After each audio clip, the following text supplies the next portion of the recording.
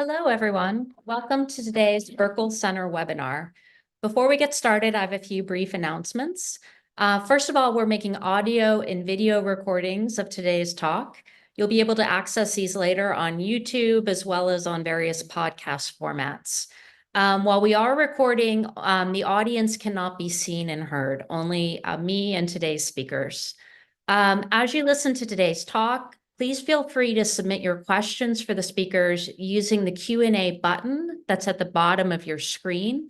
As you type your questions, please be sure to be brief and clear so that I can easily read the questions to the speakers. We're going to be joined today by two authors, Abe Newman and Henry Farrell.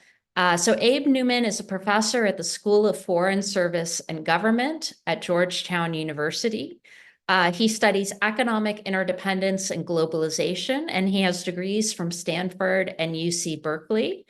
We're also going to be joined by Henry Farrell, who's a professor of international affairs at Johns Hopkins University.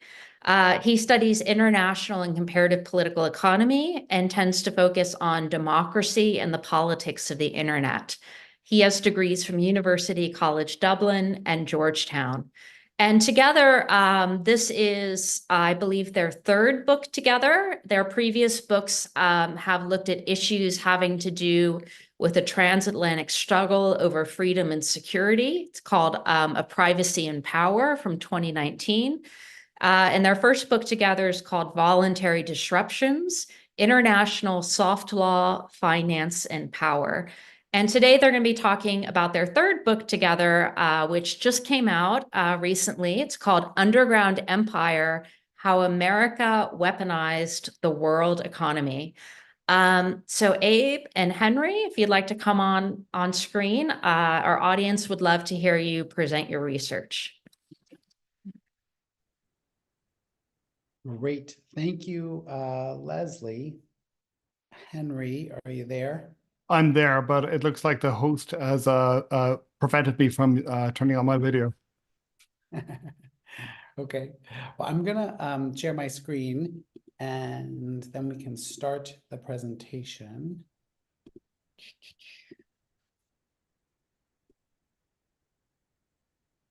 Henry, you are visually there now. Wonderful.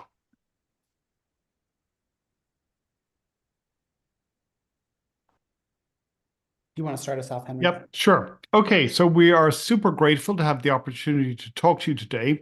And we're going to talk to you about the book Underground Empire, as Leslie mentioned, which came out in September, and which also builds on earlier work that Abe and I had done, which came out in a 2019 article in International Security. And this article was called Weaponized Interdependence.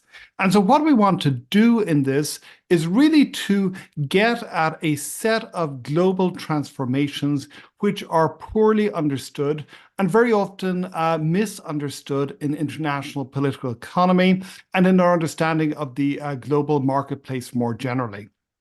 So if we look at globalization, it's pretty straightforward and it's pretty generally agreed that globalization depends in some very, very important ways on global networks. So if you think about how global markets work, they actually need these networks in order to function properly. You need to have financial networks such as the SWIFT network of messaging in order to allow money to travel from one country to another. You need to have the dollar clearing system to allow trade transactions to be consummated. You need information networks such as the internet to allow people to talk to each other and to communicate over economic relations. And finally, as we have seen the wealth of nations become the wealth of the world, we have seen increasingly complex manufacturing networks transform trade so that much of trade is no longer in finished products, but is instead, it is a network of relations of contractors and subcontractors, sometimes spanning 100 or more countries, which allow for complex products such as computers and iPhones to be made in a kind of international network of production. Now, these networks, for a long, long time, people who studied international political economy did not pay attention to them because they seemed, to be blunt, extremely boring and non-political. They seemed technical, they seemed dull, they didn't seem like the kind of thing that you wanted to devote your time to. If you were an ambitious young or even middle-aged scholar of international politics, you just didn't necessarily have any reason to care how these networks worked as long as they worked. Nonetheless, Abe, if you can change the slide, there were theories about what the political consequences of these networks were. And we saw these theories among some liberal institutionalists in international relations, but perhaps the most broadly understood theory of what was happening was associated with the New York Times pundit and opinionator Thomas Friedman. So back in 1999, Thomas Friedman set out an argument which is a very, very nice crystallization of a broader understanding of how these networks might, if they did affect politics, what kind of consequences they might have.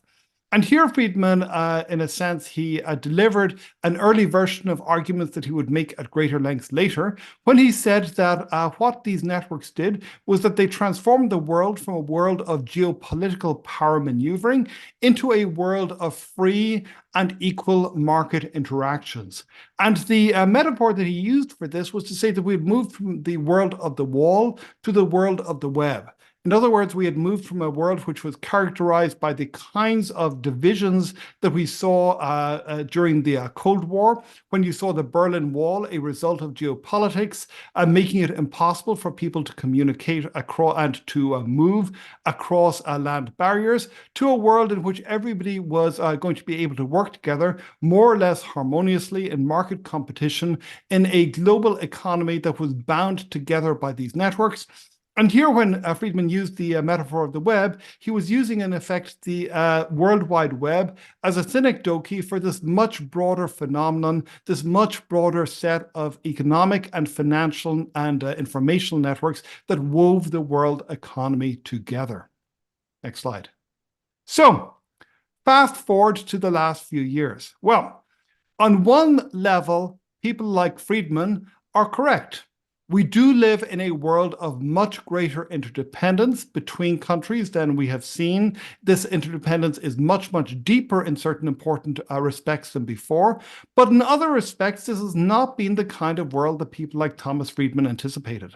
Instead, we live in a world where effectively these networks, these interconnections between countries have become not a replacement for geopolitical power maneuvering, but instead have become a vector through which it happens. And this is not only due to the gentleman in the top left corner. This is a much, much broader phenomenon. And the roots actually, even if we weren't paying attention to them, the roots go back much, much earlier. We now live in a world in which these forms of economic contention are much more visible, are much more open, are much more obvious. Very clearly, the contestation that is happening between the United States and China over semiconductors and AI, I think that really illustrates what is happening. But we also see similar things happening with regard to the sanctions applied by the US and the European Union after the Russia invasion. On a smaller scale, some of the tensions that we saw a few years ago between Japan and South Korea. Everywhere, all of these relations which were seen as being apolitical, which were seen as being fundamentally peaceful and harmonious, have been replaced by power politics. In a sense, all of these networks that seemed boring have become rather distinctly less than boring. They used to seem like the plumbing of the global economy. Now the plumbing has become political. Next slide. So how does this happen? Abe and I, and this goes back to our argument in weaponized interdependence, but we expand on it and we provide it with a lot more historical oomph in the new book. This goes back to an understanding of how it is exactly that these global networks look. And they look very, very different than the kinds of networks that people like Thomas Friedman assumed. So when Friedman and other people thought about networks, they thought about these networks as being effectively networks that almost militated against power relations and power politics, because these networks were flat networks in which no one point was necessarily any more important than another point. And when you have networks like that, in which there aren't any points which are that much more important than other points, and where there are lots and lots and lots of connections between the different nodes of the network, then it becomes very, very difficult to actually apply power relations. As a famous statement about the internet put it back in the 1990s, the internet, quote, views censorship as damage and routes around it. And here the notion behind this is that networks such as the internet, they don't have any central points of control, they don't have any central choke points, and hence if you want to evade somebody who's trying to censor you, evade somebody who's trying to block or damage or disrupt your use of the network, you're going to be able to find multiple routes to any destination, making it impractical for anybody to stop you. Now, unfortunately, these are not the networks in many cases that we actually ended up with. The networks that we ended up with are much more like the network that you see illustrated here. This is an illustration for those of you who travel by air. You may be familiar with this map. This is Delta's map of its route system. And as you can see, like most airlines, Delta adopts what is called a hub and spoke route system, where more or less, if you want to get to anywhere, you're probably going to have to go through Atlanta. If you want to get from Acapulco to Aruba, if you want to get from Caracat to Cincinnati, all of these involve routes that travel through Atlanta. Atlanta is where the connections happen. Atlanta is a hub in the network. And the result of that is that if something happens in Atlanta, if there are storms, if it is otherwise disrupted, then it suddenly becomes the entire network effectively grinds to a near halt. You find yourself incapable of getting from point A to point B. And the point that arises from this is very simple. Atlanta, in a sense, is a choke point in this network. And if somebody is in control of a choke point of a network, then they are able to influence and shape what happens across the network on a much broader level. And that is the story of the international networks such as SWIFT, such as dollar clearing, such as the internet indeed. Even though it was supposed to be a distributed network without any single choke points, it turns out that in many important respects, these networks are in fact, they are much more like the hub and spoke system in that there are central choke points, and these central choke points allow government a back door in. Next slide. So, this gives rise to a very different way of thinking about the metaphor of the web. As I say, Thomas Friedman thought about the web as the World Wide Web, as this web which was uniting us and weaving us together. But at the center of most webs, there is a spider. And spiders tend not necessarily to have very warm and fuzzy feelings for the whatever unfortunate flying creatures find themselves entangled in the strands of silk that surrounds them. And here the spider that is at the center of the global web that has pulled the global economy together is geopolitics. Here we see how it is that geopolitical power can be used by major governments such as the United States of America, so long as they have access to central choke points and the appropriate tools to control these choke points, they are able to exercise much greater power over the network as a whole. That power can be used as a means of surveillance, for example. If you have control of one of the central choke points, a lot of communications are going through. You can tap into that information and gain crucial strategic advantage thereby. You can also see how this can be used as a means to effectively deny actors access to the network as a whole. And this is something that happened, for example, in the global financial system when the United States used dollar clearing and its influence over the SWIFT system of financial messaging in order effectively to cut Iran out of large swathes of the global economy during the Obama administration. And at this point, I'm going to turn over to Abe. Great. Thanks, Henry. So when we were writing this book, I'm a big fan of comic book stories. And in all comic book stories, when there's a superpower with superpowers, there's often an origin moment. And a lot of times, if you're, I was a fan of Batman, and those origin stories are often marked in tragedy. And so we walk through this moment in US history, the attacks of September 11th in 2001, when the US government is really facing a new threat, something that they had never really dealt with before, an attack on the homeland, and they're scrambling to figure out how can they address this. And our story is not one where there's like this grand plot where the US has been building these networks for decades in order to spring on the world, but rather one where in this fog of war, the agencies from the Treasury to the NSA, they're trying to think about how they can repurpose these economic networks to get to their own ends. And there they discover these network maps and these points of centralization where they can either monitor their adversaries or they can start to exclude them from these critical points in the economic network.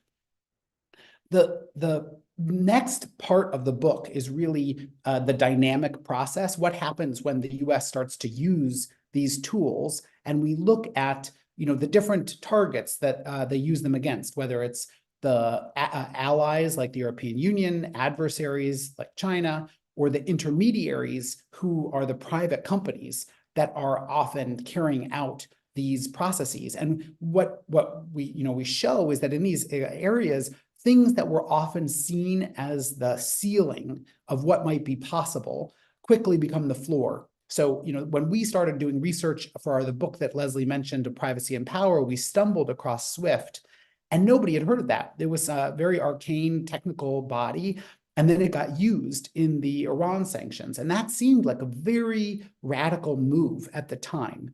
But when you think about the Russia sanctions, we've blown past that. We're not talking about SWIFT anymore. We're talking about freezing central bank assets. And the story we tell is kind of how the US government is often doing this in a incremental ad hoc way, which comes with unanticipated consequences. Sometimes they have effects that the US government wants, but they often unleash these unanticipated consequences that at times can backfire. And what we're really worried about is that there could be an escalation between the major parties that would not just be perhaps about China creating their own economic networks, but it could also be a kinetic interaction where if states feel threatened enough by these types of economic exclusion, that they could move towards military responses. Here, we think it's a great book is Nick Mulder's new book about the economic weapon, where he looks at how these tools were used in the run-up to World War II, and how in that moment, the German and Japanese governments felt really under pressure from the economic stranglehold of the Allies, and that escalated their use of kinetic power. And so our worry is, that this could happen in a place like China, as well as in just an economic interaction. We already see that, I think with Iran, when boats are being exploded in the Straits of Hormuz. So that's just to kind of, I think the middle part of the book is really a warning, is to say what could go wrong as we use these tools without a kind of an agenda behind them.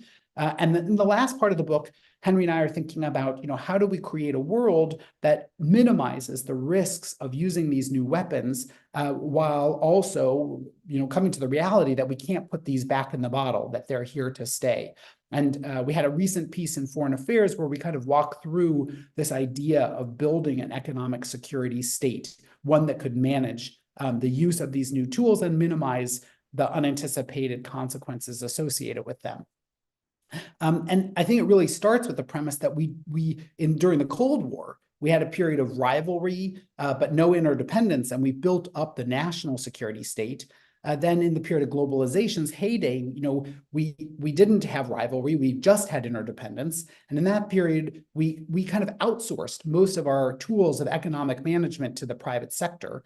So today we have a place where we have interdependence and rivalry, and our concern is that the national security state could take over if we don't really transform the way the modern state works.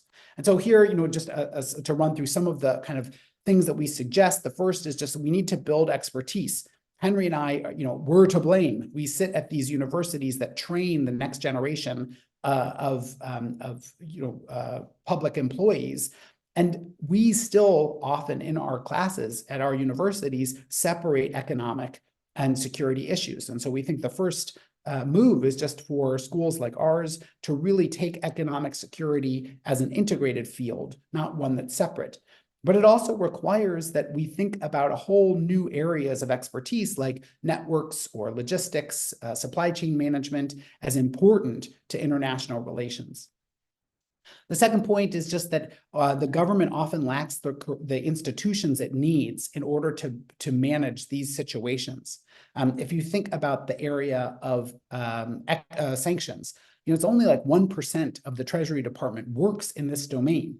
And if it's going to be the core of how we engage our adversaries going forward, we probably need to have institutions that then are built for that purpose. We give the example of Japan, where they were an early target of Chinese coercion, and they've really thought about how to institutionalize these issues of economic security at the top levels of government. There's a cabinet official that's appointed for this purpose, and it's not to build some huge new bureaucracy, but to create points of connection between the various machineries of government that are working on the different aspects of this so that you can coordinate your response.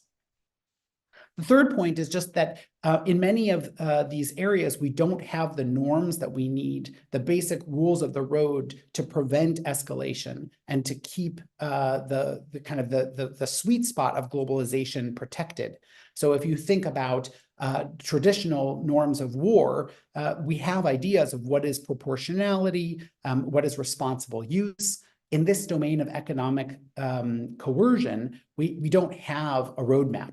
And I think we liken this to the moment when nuclear weapons were first on the scene. They didn't come with a rule book either. They're mutually assured destruction. It had to be developed in conversations like we're having today to think about how can we have these weapons being used, but not overused, and avoid the worst case harms. The final point we want to just make is that whether it's fighting climate change, dealing with Russian aggression in Ukraine, or thinking about the threat that Huawei, for example, might pose in information systems, the US and Europe are going to be most successful when they don't just use sticks, but they integrate these kinds of sticks with also incentives, with positive reinforcements that induce our friends and our allies, and also those that are on the fence to work with us. And if we just keep using sticks, we're likely to find other actors that will try to circumvent or to avoid cooperation and collaborating with US policy goals. So just to conclude, the main point of the book is just to reemphasize that the global economy that we built, it has generated vulnerabilities as well as efficiencies, and that states are taking advantage of those vulnerabilities. The second is to say that we have to move past the ad hoc use of these tools that are used much more in a tactical way without any kind of grand strategy of what we're using them for. And then the final point is that in order to make sure that we do not unravel globalization and all of its benefits, we really need to come up with a new language of how to use these tools and the proper institutions and expertise to drive them forward. So with that, I will turn this back over to Leslie for a conversation.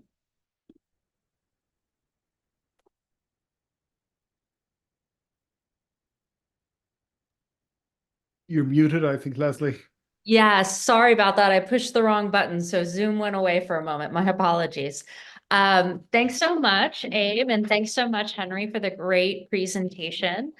As a reminder for our audience, please use the Q&A button at the bottom of your screen to go ahead and type up any questions that you might have. We already have quite a few great questions coming in for you guys, but the power of being the host that I get to have is I get to go first, and I get to be very selfish about that. So just so our audience knows, I've known Abe for a very long time, and so I get to have a little fun. Henry, I don't know before. I always tease Abe that I didn't know whether Henry actually existed. I always thought it was Abe's imaginary friend. So I'm delighted to know that Abe actually does have a friend named Henry, because I always questioned his existence. So thank you, Henry, for proving that Abe has a friend. So first of all, congratulations to both of you guys. It is yet another immense success that you guys have written. For our audience, Abe and Henry are two hot shots in DC. We are very delighted to have them with us. Every couple of years, they get a big write-up in Foreign Affairs. They are very hot young things in DC, so we're delighted to have them with us today because they're very influential thinkers in sort of the foreign policy space. That only are they successful academics, they're also sort of successful in speaking to the foreign policy community. So my first question is, when I sat down to read the book, it's beautifully written, as all of your books are, but I was a little puzzled by the premise of the book, in the sense of, it very much made me think like the water in DC is very different than the water in LA. Because you use these phrases like state with superpowers, empire of surveillance, it's very poetic. But, when I'm driving to work in Los Angeles, the view I see is very different, in the sense of like, I see, maybe it's just California, but like I see sort of like a crumbling country. I see homeless people everywhere. I see, a border that can't be managed. I see, or maybe I just read different newspapers, watch different news channels. I see, the IRS can't process the backlog of people paying their taxes, and I see like a government that's basically struggling to provide basic resources to veterans, and so I guess the question I had is, does America really have these superpowers? Or do we just have good PR? Is this an illusion of superpowers? Are we talking about international power versus domestic power? What would you say to someone like me who's a little skeptical about this claim as to whether or not America is really a superpower? And I don't know who I'd pose that to, but what do you say to a Leslie? Well, I mean, I think that those two things can both be true in our understanding of what we're arguing. The thing that's interesting is that the power that the US has it rides on the back of private actors. So this isn't the traditional form of state power where it's the US is the government is doing things directly. It's an indirect power. And that's also why we kind of use the frame of empire, so that empire is often built on the backs of merchants. It's the state doesn't have to be the primary locus of coercion. It's outsourced that power to things like Amazon or to TSMC or to JP Morgan. And so the stories we try to tell are these stories of how these actors that really thought they were building a world, like a piratical world, a world beyond the state, that they then now find themselves as the henchmen for the US government. And so the US government does have certain powers, these powers to threaten those businesses in ways that they need to comply. And I think we can have a bigger conversation of like, when can the state do that and when does it not work so well? But you can have the state not be very functional in addressing homelessness, but have these companies that are so powerful and the US is using them to manipulate them to get what it wants done. Okay.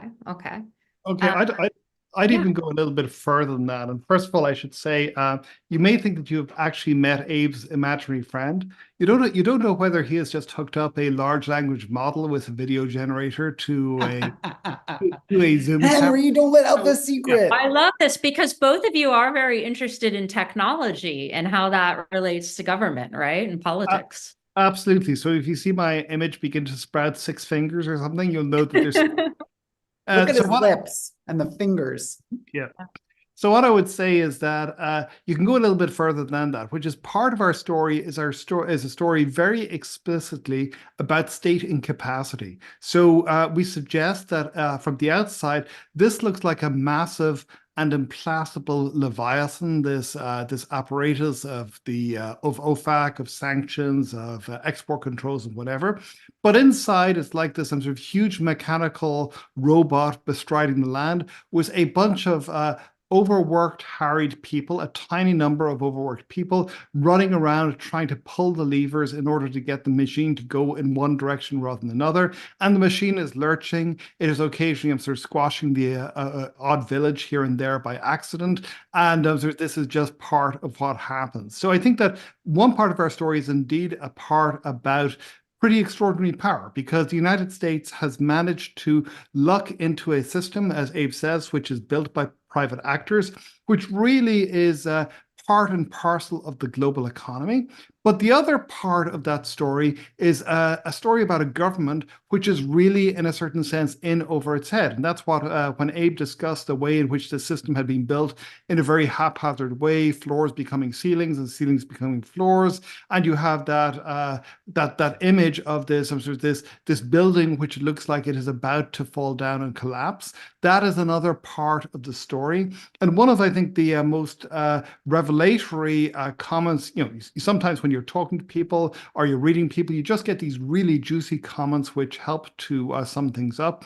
And so one of the comments we got was from a lawyer from Rusal, which was one of the entities that was sanctioned by the United States. And then it turned out that this was a colossal blunder, which endangers the entire European, West European manufacturing industry. So the United States had to pull back very quickly. And so this lawyer caustically described the US approach to sanctions as being the "what does this button do" approach to making policy. And that is an important part of our story as well. Okay, well, that's I guess reassuring, global disasters just around the corner, right?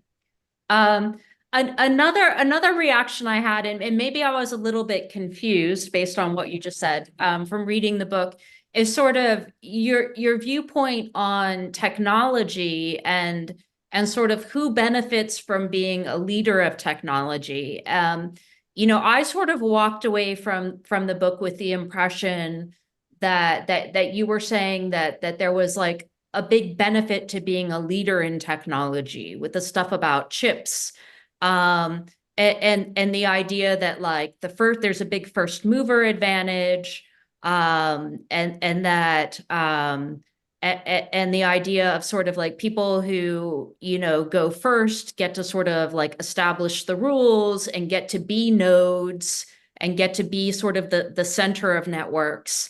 But it also seems like, if we think about sort of the rise of China, and sort of the ability of actors to maneuver in terms of taking intellectual property and benefiting from these types of things, as though China's done really well from not being the first mover.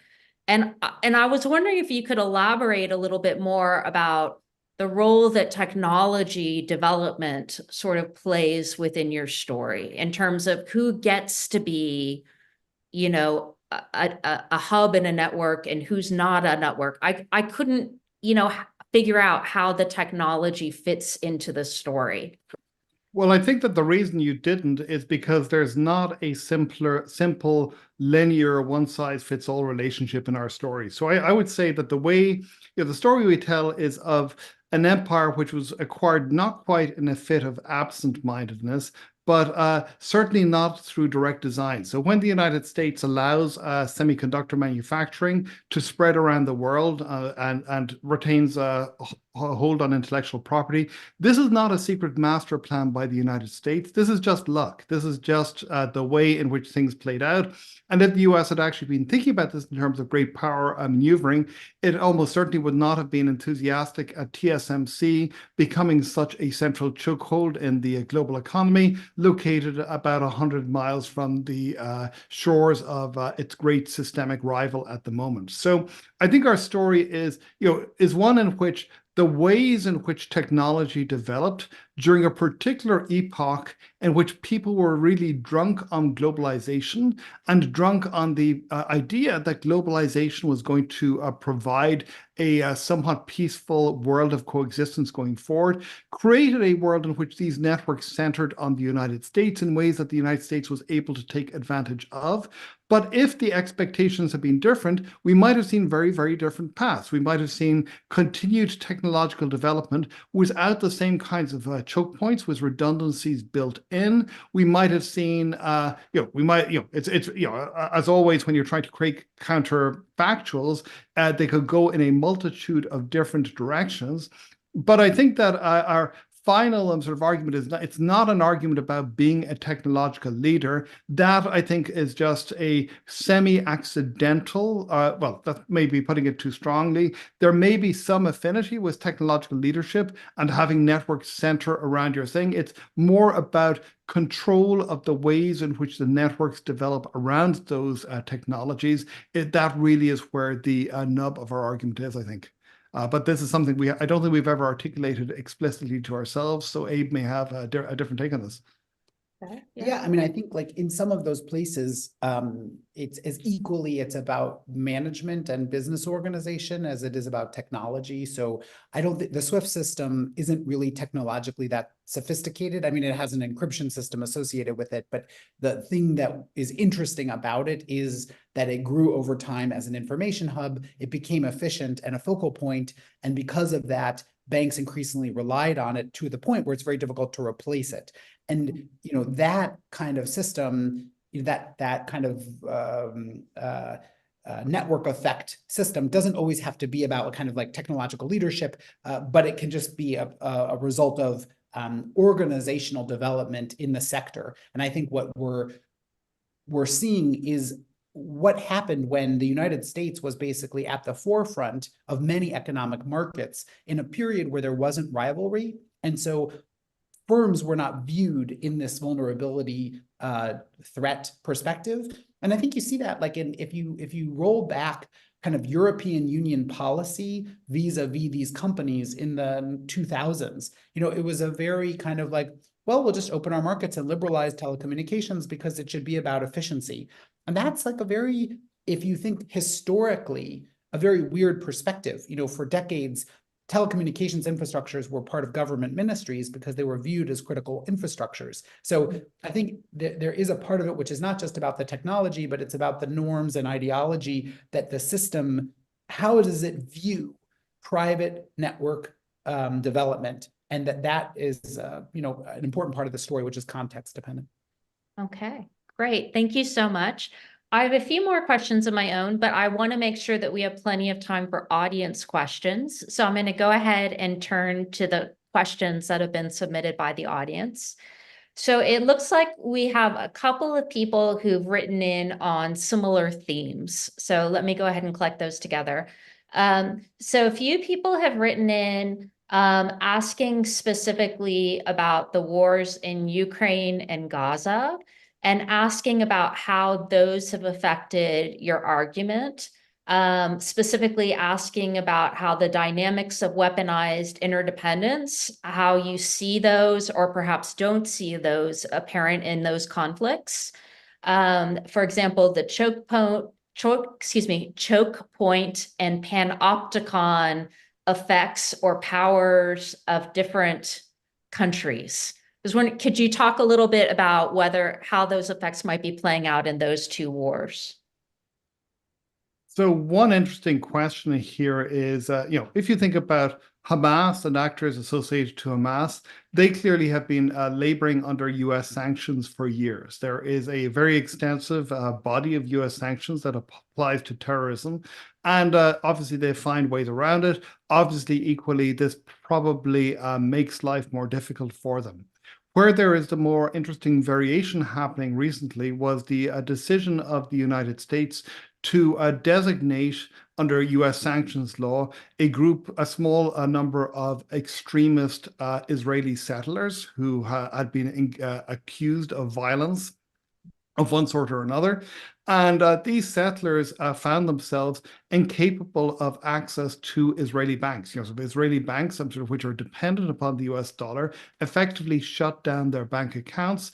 You saw an explosion from the Israeli finance minister, who is quite closely linked to the settler movement, more or less, how the hell can this be happening, yelling at his regulator to try and get this changed. And the regulator just shrugging his shoulders and saying, well, there's nothing I can do. I'm sort of these banks, this is the implicit rather than the explicit point.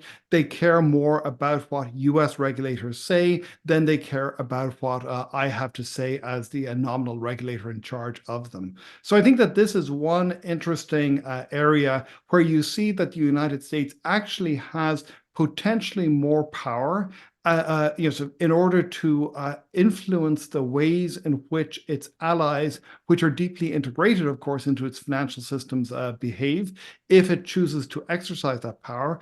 Obviously, when it does and does not depends a lot on domestic politics. There are reasons why the United States has not used this power against Israeli settlers, despite its unhappiness with the settler movement until relatively recently.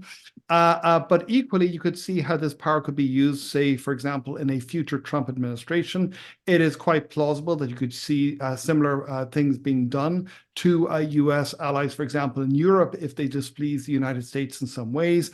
And indeed, we saw that happening during the Trump administration when officials for the International Criminal Court were designated under US sanctions. And we saw threats to even impose US sanctions against government officials who were involved in the European effort to try and save the deal with Iran over nuclear development of nuclear weapons, who wanted to do that by creating a kind of a workaround which would allow European businesses to still do business with Iran without being subject to US sanctions. And maybe I would just pick up on the Russia sanctions, where there's so many things that are related to this topic that have happened, but just to highlight a few. One, I think, is the demonstration effect of freezing Russian central bank assets. That is a remarkable activity that the US and Europe engaged in. And it is clearly leading to a response in China to be concerned about how this could be used in future occasions. And I think that the current debate between the Western allies about could they use those assets to fund the Ukrainian government and their concern about doing that, I think it's wrapped up in that ultimately, and I think this is the point that we try to make in the conclusion, is these types of power, in order to make them sustainable, they have to be viewed as legitimate. And if they're not viewed as legitimate, they're just seen as power grabs, which are going to create reactionary responses. And you've seen that in this case, with the Ukrainian, those funds, but also I think just like the global South's positioning vis-a-vis the Russia sanctions. I think Henry and I would say that the Russia sanctions are a very powerful example of these weapons that is also legitimate in our view. But you can't expect the rest of the world to view it that way unless we make that case. And if you ask Indonesia or Brazil, there's much more ambiguity around that. And so we need to come up with incentives and justifications that then persuade not just our publics to accept these types of coercion, but also third countries so that we can continue using these in a beneficial way. Okay. I think a natural follow-on to that question came from one of our audience members asking about the US presidential election. I think we can now feel fairly confident at this point that it's going to be Biden v. Trump, and asking what are the different scenarios that could come to fruition based on who wins the election. We don't necessarily have to talk about, Ukraine and Gaza necessarily, but do you guys think that if Biden wins, we're going to see basically a continuation of what we see now, and that Trump will be a reversion to pre-Biden? Or do you think that other scenarios might emerge? So good. Do you want to go ahead, Abe? No, you can go ahead and I'll follow up. So one thing that I think comes across very clearly, and we've written about this, there was a piece for the Wall Street Journal, is that you can think about this as being there are certainly ways in which a Trump administration would be vastly worse from our personal perspectives than a Biden administration, both worse in terms of the ways that it would use U.S. power, and worse in terms perhaps of the overreach that it might apply, which might have all of the consequences that Abe talked about. But there also is a sense in which you can see the two handing on the baton to each other as if they were in a relay race, and measures that are developed under Obama then get used under Trump and then get developed again under the Biden administration. And so one of the stories, one of the stranger stories from our experience in writing this book was that we discovered right at the end of it that we were in a weird way part of the story that we were telling. So Chris Miller came out with this book called Chip War, which I read on. We had him last year actually as one of our speakers. Yeah, so I read this book with a degree of nervousness on the day it came out, because we were about to hit send pretty quickly on our own manuscript. And Chris, and Chris has spent a lot more, who I did not know at that point. Chris has spent a lot more time than we have thinking about the semiconductor industry. So I was reading through it. He was quickly looking, is there anything that we are badly wrong about? And the good news for us was that there wasn't anything. It was more or less we were telling very, very similar stories, albeit Chris going into much more detail as is appropriate. But then towards the end of the book, I come across this bit where he starts talking about Henry Farrell and Abraham Newman and this idea of weaponized interdependence. And I wonder, what in the name of God is happening here? And I read on. And so he discusses how, he first of all explains very clearly what our ideas are and how we warn against the abuse of weaponized interdependence. And then he describes how an unnamed senior Trump official somehow comes across our article and decides that weaponized interdependence is awesome. And can we please have some more of that? And that this is part of the origin story for the measures that the Trump administration and then the Biden administration has taken against Chinese access to semiconductors, was in part nominally inspired by our work. I suspect that even without our work, they would have probably come to a pretty similar policy solution, but it's a strange feeling. There's a famous Twitter meme about where a science fiction writer says, talks about how he invented this concept called the torment nexus, in order to warn the world against it. And then a Silicon Valley company announces, we are pleased to announce that we have invented the torment nexus from famous science fiction classic, Do Not Invent the Torment Nexus. And we kind of feel a little bit like that, we were warning against weaponized interdependence and somebody says, oh my God, this is a great thing. But that is a part of the weirdness of writing a book like this, is you find that that this battle which is passed on from hand to hand, you may unwittingly have provided a little bit of help from the sidelines or the audience to the race as it is happening. Well, if it makes you feel better, I think it was already happening and you just gave it a name.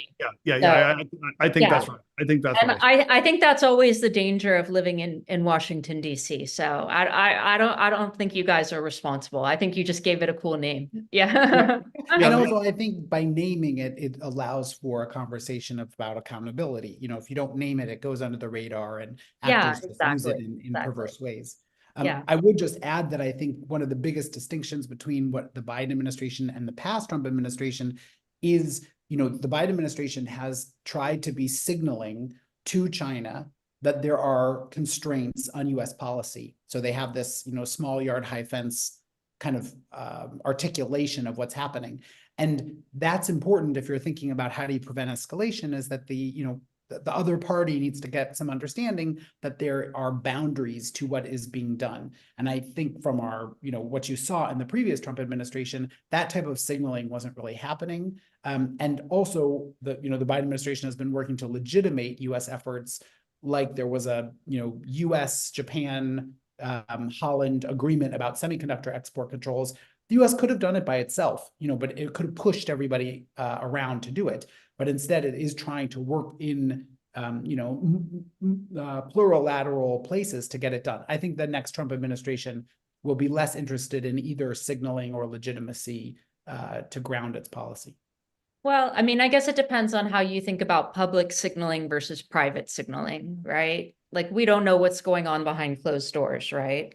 So, Yes, but I don't think that I don't think the previous Trump administration was creating a predictable policy path that the Chinese government could anticipate that then that's would true. allow It was it to very much a mad minimize. dog type of foreign policy plan, right? Yeah, and I kind of think it'll just be more mad dog.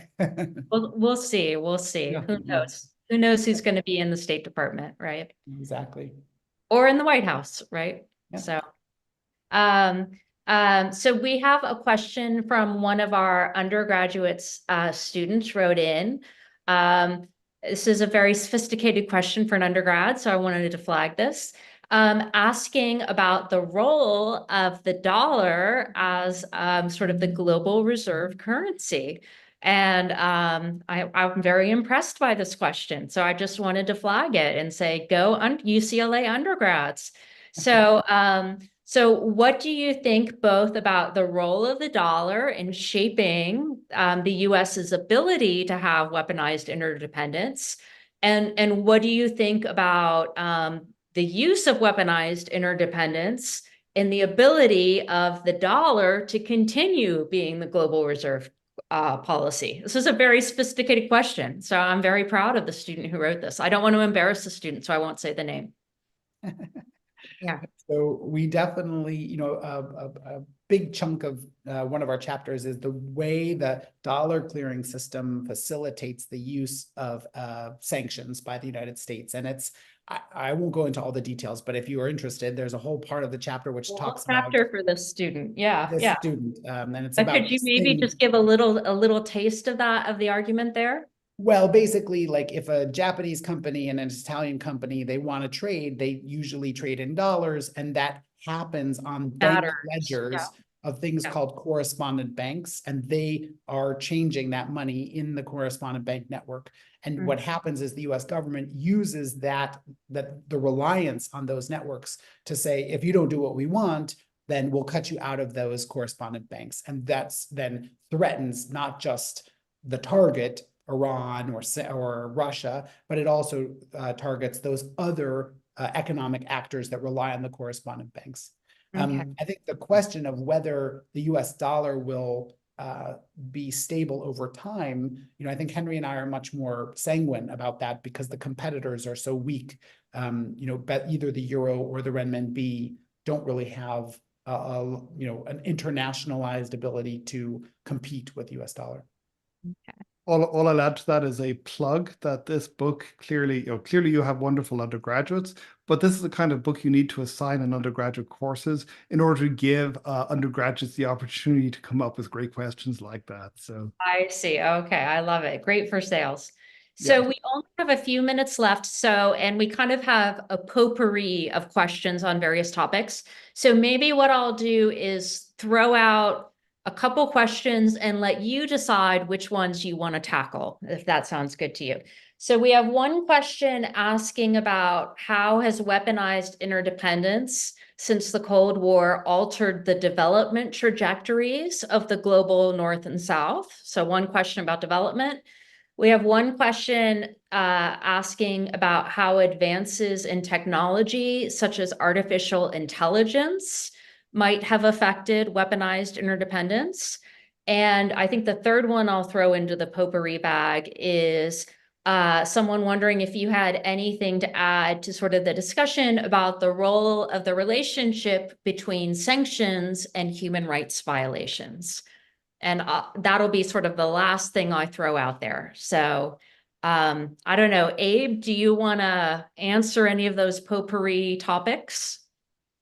I will just say for the sanctions and human rights, we're seeing increasingly, I think, an intersection of different equities. There are these different concerns, especially vis-a-vis China. So there's like a competitiveness concern that we're losing out because they're stealing our IP. There's a military concern that's about the dual use technologies, and there's a human rights concern that's about forced labor, Uyghur concerns, genocide, and that those different interest groups are kind of coordinating to activate multiple channels. And so increasingly you're seeing those overlap with each other. And so I don't think that they're completely separate debates, but increasingly becoming their interactions amongst them. It's a really great point. Yeah. And the EU apparently just announced a new law today involving forced labor specifically and trade as a mechanism for that. Yeah. Henry, do you want to chime in on any of those three topics? So we don't actually talk nearly enough in the book about the consequences of these measures and these developments for the global south. This is partly because our expertise is really we began as EU-US experts and have been expanding out from that. We do say at the end of the book that there's an important book to be written, which is in a sense the opposite of our own, not concentrating on the relationship among the great powers, but instead what kinds of consequences they have for these other countries which have to deal with this. One consequence that's pretty clear is that a lot of countries in the developing world have to deal with so-called de-risking, quote unquote, which is where banks more or less decide that the trouble of doing business in jurisdiction X, even if jurisdiction X is not itself completely sanctioned, is just it basically isn't worthwhile for them to do any business. And so countries can find themselves being semi-disconnected from the global financial system, even if there are legitimate reasons for money to go back and forth, and humanitarian flows of aid, for example, may find themselves in great difficulty because of that, because banks simply will not deal with them. So that's one example. There are many, many other examples that you could talk about. With regard to AI and and weaponized interdependence, it's really hard to say. I think one way in which you could think about this is that all of these developments mean that the government is going to have to become much more engaged in the workings of the economy and of markets than it has during our lifetimes. We're going to see a world in which the United States, for example, wants to know much, much more about how supply chains worked than it did 10 years ago, when this was all left to markets, the Hayekian logic that markets knew best. And if government needs to do the stuff, it's going to need to have ways to analyze it. And so I do wonder whether we're going to see much more use, for example, of unsupervised machine learning and similar kinds of techniques to comb through the data that the United States can accumulate and try and make it into something that is semi-comprehensible and semi-usable. But that's quite speculative. I don't know that there's any real data that can tell you how this stuff is going to be used. But there is a clear need, and there are plausible possible ways in which AI of some sorts could help to meet that need. So I guess we're just going to have to see. Well, thank you so much. You both are insanely productive scholars. So I assume that you have just sent off the next book to your publisher, and that I'll be interviewing you in a year on the next book. Don't tell me what it is. I'll wait like everyone else to know, because I'm sure it's already been written.